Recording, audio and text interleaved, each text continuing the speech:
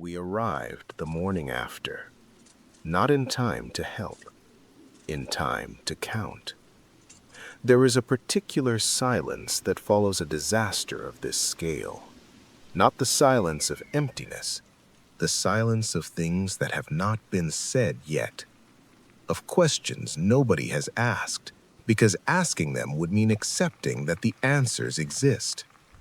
We had been sent precisely because the answers existed.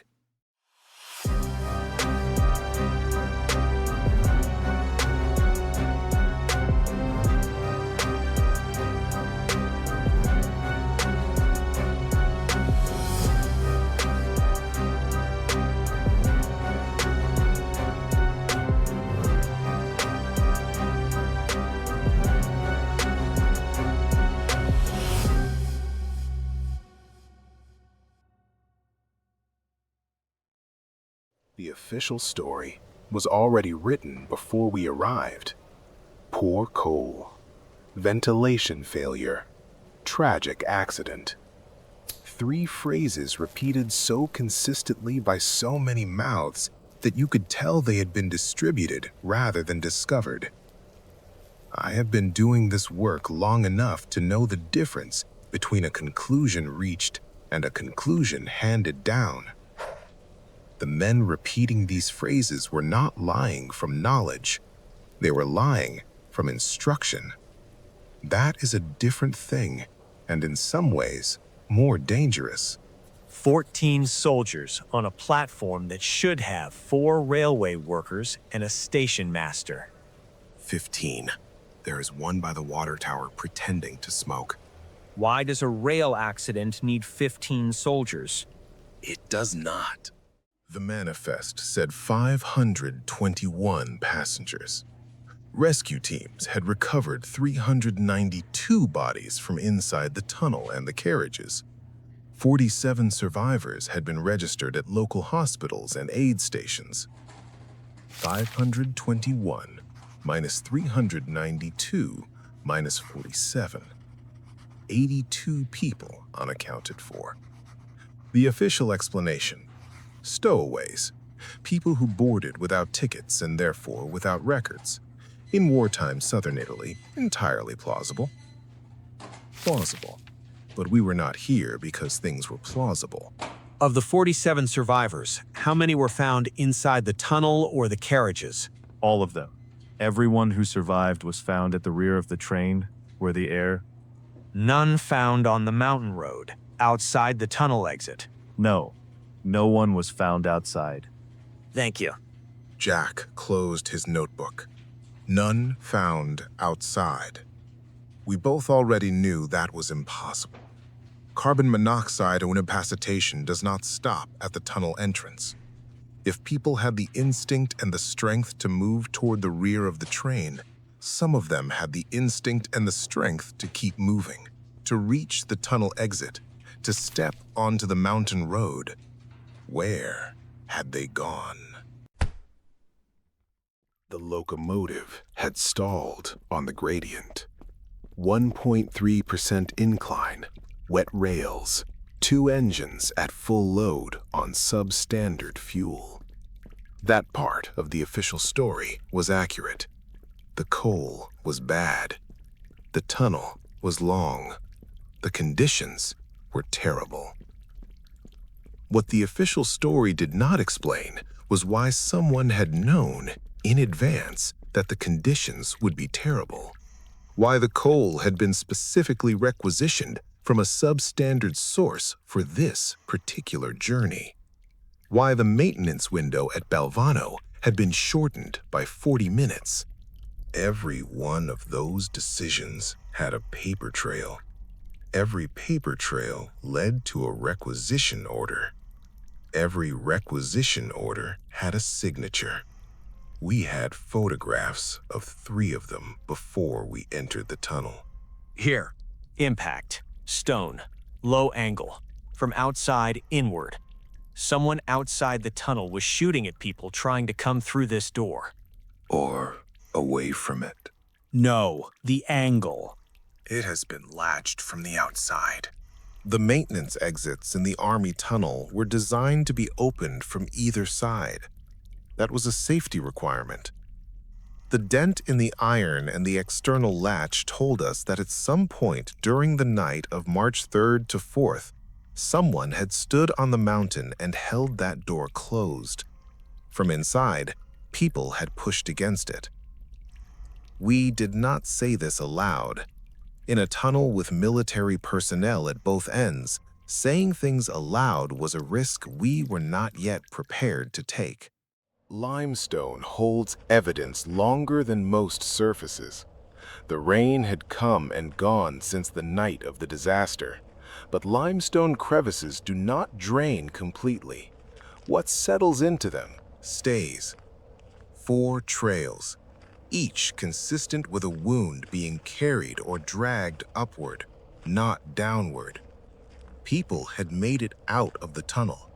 They had been wounded on this path. They had been moved upward toward the road, not toward the station, towards somewhere that appeared on no official map of the rescue operation. This one made it furthest, 15 meters from the exit. And then? The trail stops. No drag marks continuing, no blood above this point. They were carried from here. Or they stopped moving on their own. The rescue teams did not reach the eastern exit until 0640. The disaster was confirmed at 2:08. 4.5 hours, enough time. Her name was Conchita. She was 61 years old, traveling to Potenza to see her daughter. She had survived by reaching the rear coupling platform with a brakeman and 6 others. She had stood in the cold mountain air and stayed alive. But from the rear platform, looking back toward the eastern tunnel exit, visible as a faint gray shape in the darkness, she had seen people emerge. And then she had heard shots. 3 shots, maybe 4. From above, from up the mountain, not from inside. The people who had come out of the tunnel, they did not come toward us. They did not come toward the station. How many people came out? 5, maybe 6. The light was bad. Did you tell the soldiers this? They came to my house 2 days after. I told them I saw nothing. I saw smoke and I ran. Why? Because the man who asked me was the same man I saw standing above the tunnel exit with a torch. On the night, while the shots were being fired. We thanked her. We told her to say nothing to anyone. We gave her the address of a contact in Naples who could help her leave the region. She nodded, without surprise, as if she had already decided she would be leaving. The train had carried 4 crates attached to the manifest as military logistics material under a falsified code. The crates had been removed from the train before the rescue teams accessed the carriages, not in any official log, in the window between 0140 and 0320, while official attention was elsewhere. The crates were gone, but the pallets they had rested on were still in the goods shed. On the underside of one, a partial stencil and a ring stain from a sealed drum that had been opened and resealed, the kind of container used for compressed chemical compound. Reparto Chimico Speciale. Special chemical unit, not logistics. They brought the gas with them. The coal was insurance. The tunnel and the gradient were the conditions. They did not rely on the coal alone. They brought something to guarantee the concentration level. This was not an accident that served their purposes. The accident was the cover. By the night of March 6th, we had enough to reconstruct the sequence. Not enough to prove it, not enough to take to anyone with authority, but enough to know what had happened. Military planners, we did not yet know which branch, which command, which name signed the originating order, had identified the Balvano route as an opportunity. A long enclosed tunnel, a steep gradient, a wartime service carrying large numbers of unregistered civilians. a region with limited independent press. They had arranged substandard coal. They had shortened the maintenance window. They had attached crates of compressed gas compound to the freight manifest.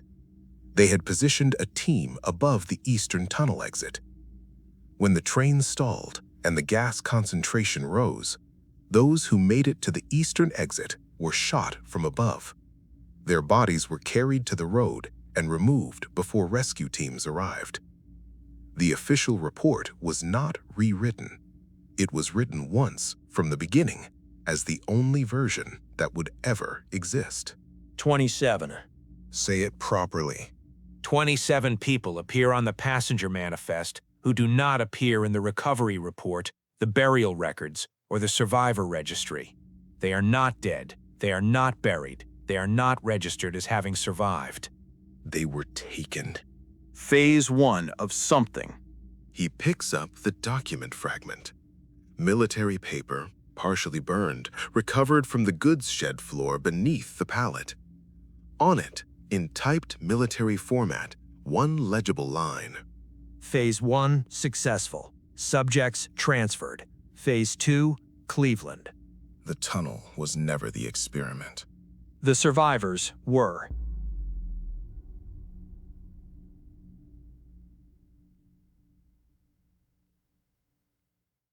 It had been professional. Nothing broken, nothing visibly disturbed except by absence.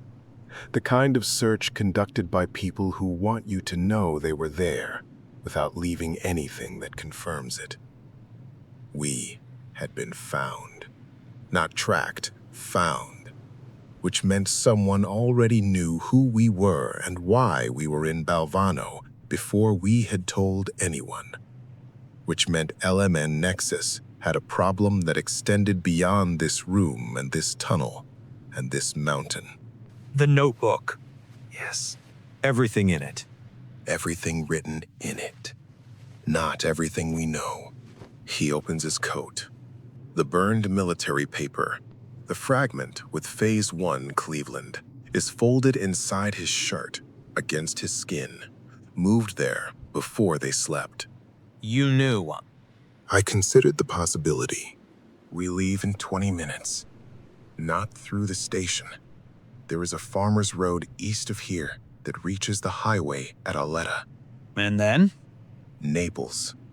And then we find what is in Cleveland, Ohio, and what Phase 2 means, and which name signed the order that started Phase 1. He picks up the single paper left on the floor, a train timetable left behind because it was useless. He folds it and puts it in his pocket. They left this. They want us on a train. We take the road. We take the road. Someone had the notebook before we left Balvano. Someone who already knew the symbol system. Someone inside LMN Nexus, or close enough that the distinction had stopped mattering. We were investigators sent to find a conspiracy. We had found it. We had not yet understood that we were already inside a larger one.